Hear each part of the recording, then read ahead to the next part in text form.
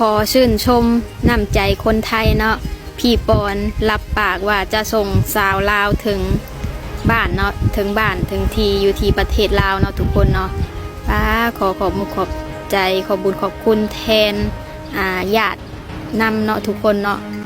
กราบสบายดีและก็สวัสดีพี่น้องทุกๆคนนะพี่น้องเด้อที่เข้ามาเบิ่งคลิปคนนะพี่น้องคลิปนี้จะมาเว้านะพี่น้องก็คืออย่างที่เห็นในคลิปเลยนะพี่น้องก็คือสาวลาวขอบคุณพี่น้องคนไทยทุกๆคนนะพี่น้องเนาะก็คือคนไทยใจดีสวยเหลือคนลาวมาโดยตลอดนะพี่น้องเนาะโอ้โหคนไทยบางคนเนี่ยก็ใจดีนะพี่น้องเนาะใจดีแห้งดีเลยเขาช่วยเฮาในบางทีนี่เขาบ่ได้ต้องการอีหยังเลยนะพี่น้อง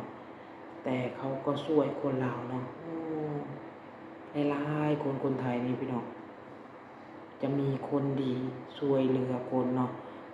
ค่อยเชื่อได้เลยว่าคนไทยใจดีอีหลีเนาะทุกคนเนาะบ่ว่าจะเป็นโอนเงินไปช่วยเหลือไปเบิ่งรถเนาะพี่น้องเนาะคนดังๆที่มักช่วยเหลือคนในขณะได้เพราะคนไทยนะพี่น้องได้เพราะพี่น้องคนไทยฝากเงินหรือว่าโอนเงินให้ไปช่วยเหลือคนนั้นคนนี้เนาะพี่น้องเนาะยูทูบเบอร์ลาวหลายๆคนเนาะบางคนก็เฮ็ดต่อบางคนก็เลิกเฮ็ดเนาะพี่น้องเมื่อก่อนเนี่ยยุคที่ยูทูบเบอร์ลาวเนี่ยเนาะบุกเบิกหรือว่าเฮ็ดคอนเทนต์เกี่ยวกับการช่วยเหลือคนเนาะพี่น้องเนาะหลายช่องเนาะพี่น้องช่องที่ดังที่สุดในตอนนี้ก็คือช่องเบาเตียงเนาะคนไทยหลายๆคนเลยเนาะโอนเงินไปให้ช่วยเหลือคนนั้นคนนี้คนทุกข์คนยากในประเทศลาวเนาะพี่น้องหลายๆคนแห่งใดที่คนไทยเขาโอนเงินไปช่วยเหลือนี่เนาะพี่น้องเนาะคนไทยนี่ใจดีเนาะพี่น้องถามว่าคนลาวเขามีบ่ก็มีคือกันนะพี่น้องเนาะแต่คนไทยก็ใจดีแต่มายุคนี้ก็คือเราจะเห็นเนาะอย่างเช่นอย่างบางเฮ็บเนาะบางเฮ็บตกใส่เรือนประชาชนหั่นน่ะคนลาวเขาก็ช่วยเหลือคือกันเนาะพี่น้องเนาะคนลาวก็จิตใจดีคือกันเนาะแต่คนไทยเนี่ยนะพี่น้องเนาะคนละประเทศนะพี่น้องแต่ว่าเขายังช่วยเหลือคนลาวเขาเนาะพี่น้องเนาะอันนี้ต้องขอบคุณคนไทยดีเนาะพี่น้องเนาะเข้าใจดีเนี่ยพี่น้องเนาะประเทศไทยในสมแล้วก็เป็นเมืองพุทธเนาะพี่น้องเนาะช่วยเหลือคนลาวหลายดีเนาะยูทูบเบอร์ลาวดังๆหลายๆคนนะบางคนก็ได้ดี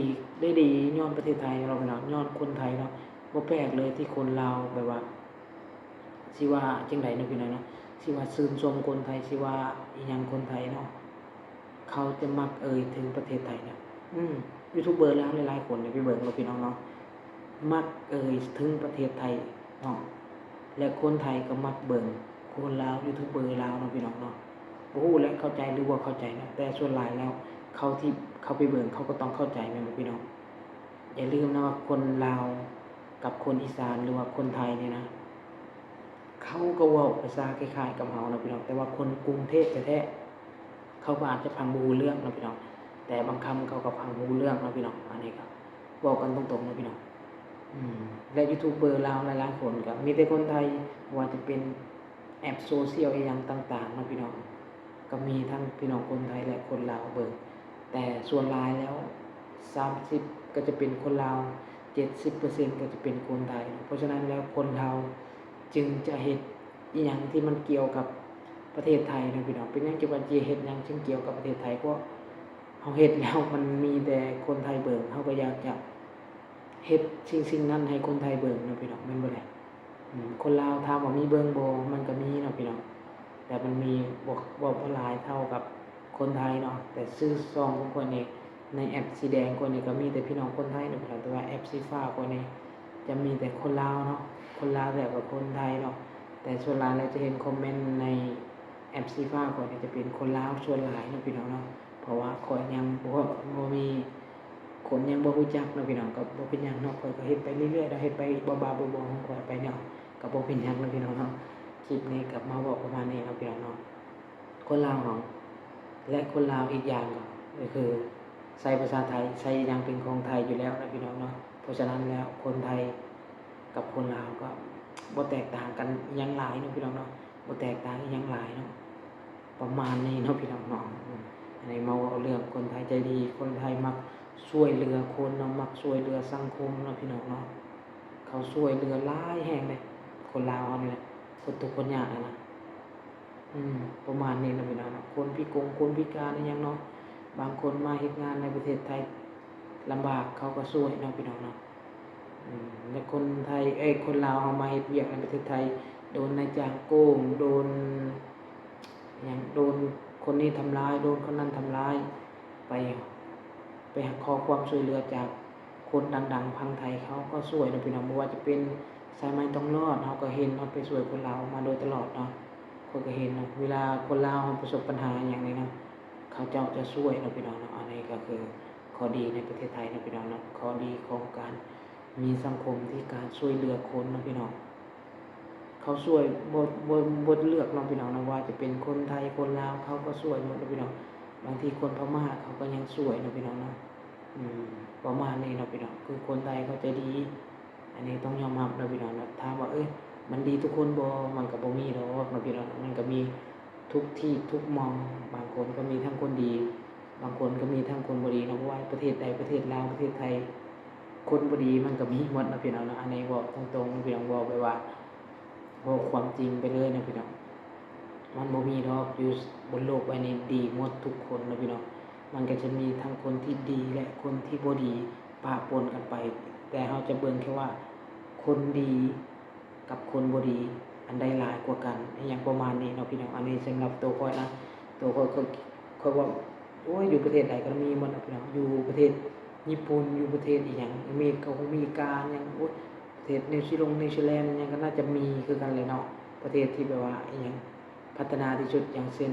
อย่างบ่นิวซีแลนด์บ่เนาะอันดับหนึ่งของโลกอีหยังประมาณนี้นะประมาณอีหยังสักอย่างนี่แหละที่บ่รู้จักชื่อบ่ได้แต่ว่ามันก็น่าจะมีเลยนะความสามัคคีบ่หรืออีหยังสักอย่างนี่แหละเนาะมันก็น่าจะมีนั่นแหละคนที่บ่ดีสัก1คน2คนเนาะอย่างคนหลายๆล้านคนเนาะอย่างเช่นประเทศไทยนี่ก็คือ60กว่าล้านคนเนาะมันก็ต้องมีบ้างคนที่บ่ดีนั่นแหละเนาะพี่น้องแต่เฮาจะเบิ่งคนดีหลายกว่าแค่นั้นเองเนาะข้อยก็เชื่อว่าพี่น้องคนไทยที่ไปเที่ยวในประเทศลาวเนาะ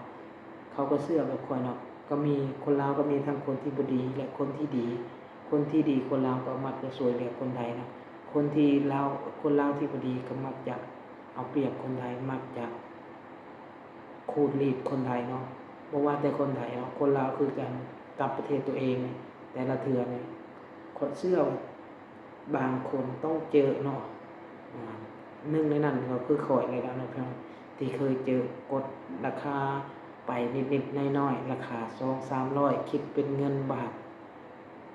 จากด่านไปหาคิวรถป่าไป200-300เชิงๆมันใกล้ๆเองเนาะ200-300เนี่ยมันก็เท่ากับว่ามาจากบ้านข้อยไปในตัวเมืองเลยทั้งที่มันก็อยู่ในตัวเมืองอยู่แล้วมันก็อยู่ใกล้ตัวเมืองนิดๆหน่อยๆเนาะจากบางสะพานไปหาคิวรถประมาณนี้นะแต่ว่าคิดแพงแห้งเนาะประมาณนี้นะพี่น้องนะกราบขอบคุณและขอบใจทุกๆคนที่เข้ามาเบิ่งคลิปคนนะพี่น้องเนาะอย่าลืมกดไลค์กด Subscribe ได้เด้อพี่น้องเด้อว่าจะเว้ามั่วๆซั่วๆเนาะครับบ๊ายบายพี่น้องและขอบคุณขอบใจ